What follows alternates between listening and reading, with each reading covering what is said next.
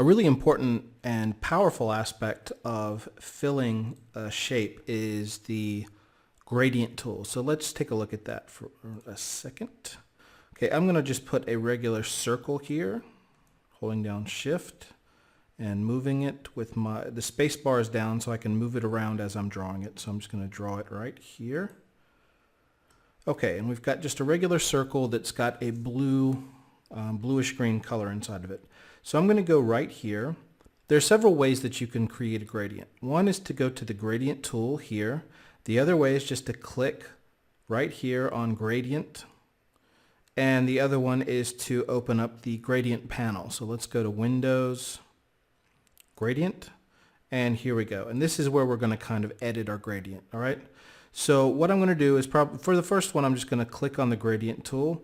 You click on that, you bring it over to your object, and you just click on it. Boom. And there you go. Now here is going to be from one side of the gradient to the other one. And here you just have a simple white to black fade. And that's also represented right here. So if we change something over here, it's going to change it on the gradient as well. Okay?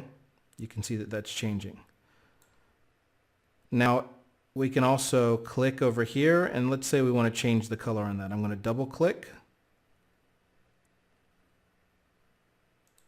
And we have our options here. I'm going to change this from grayscale to RGB, red, green, blue. And you can click on swatches on this side. We don't have any swatches loaded. Or you can just click on colors. So I'm going to do a light color on one side.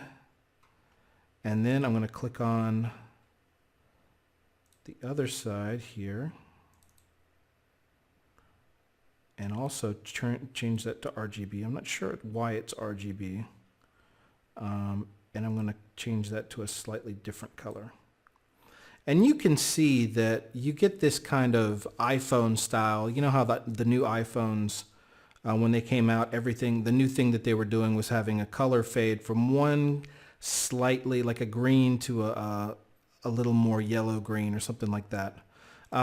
So anyway, here this is just a simple linear fade. You can also do a radial fade, a radial gradient, which will mean that the gradient is going in from the inside. And that actually is going to give you more of a sphere look. Okay, so if I want to copy this in the middle, this color in the middle, what I usually do is I'll create another color that's right beside the color that I want and just drag it over. And if you want to get rid of a color, you just drag it and pull it off, and you don't, it'll disappear. So if I want to create something that looks like a circle, I'll just click on that and darken this color. And it's a little bit clumsy working with this. So I'll put it in CMYK and just bring up the darkness a little bit, put up more black. Okay. And if you don't understand that, don't worry too much. I mean, it's not that important. It's just kind of like, it's a little clumsy working with colors in the gradients. So there we go. Now, if you want to see kind of an old school style that I used to do, I don't really do it as much now because people don't really like, they don't really like the bubble look. But what I used to do is, let's say I'll take this circle, I'm going to do Control C and then Control B. And Control B pastes whatever you copied right back where it was. And I'm going to do a copy. You see how I've got a copy of this same shape. And what I used to do, and this kind of is, I guess, kind of like the Xbox look or whatever. Let me change which one is on top here. I'm going to do a linear fade, and I'm going to make this white to, it's going to be white to white, but one side, if you'll notice down here, you've actually got the opacity. So you can take the opacity to 0, and as you can see, it fades to, to nothing. Now, if I want to change, what if I want to change where the gradient begins and ends? What if I want to make it so this is the white part and this is the transparent part? Well, what I need to do is I'll go over here to the tool, click on the tool, the gradient tool again, and you'll get the option. You see that little curly circle? You get the option to change where your gradient is on that object.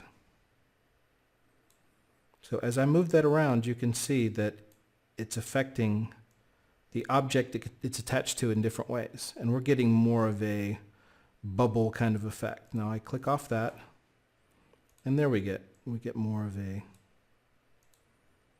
3D bubble effect. And that's a simple introduction to gradients and how powerful they can be.